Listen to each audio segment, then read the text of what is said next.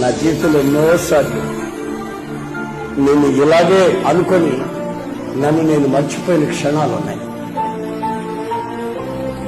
నెల్లూరులో ఎంతమంది లేరండి భక్తులు? మరి రోడ్ల పక్కన పడిందని నన్ను ఎత్తుక్కున్నాడేంటి? ఏముందని నా దగ్గరికి వచ్చాడు ఆయన? రక్తం కక్కుతూ నేను పడి ఉంటే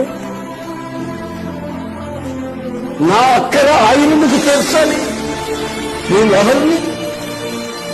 వంశ పారంపర్యంగా విగ్రహారాధనలో మునిగి తేలుతున్నా, శాపాన్ని అనుభవిస్తున్నా. నా దగ్గరికి ఆయన ఎందుకు రావాలి? ఎవరైనా ఒక పాస్టర్ని, ఎవరినో ఒక బ్రదర్ని, ఎవరినో ఒకరిని పంపించాడా? కాదు. హింసై ఆయనే దిగి వచ్చి ఆయన ప్రత్యక్షత చూపించి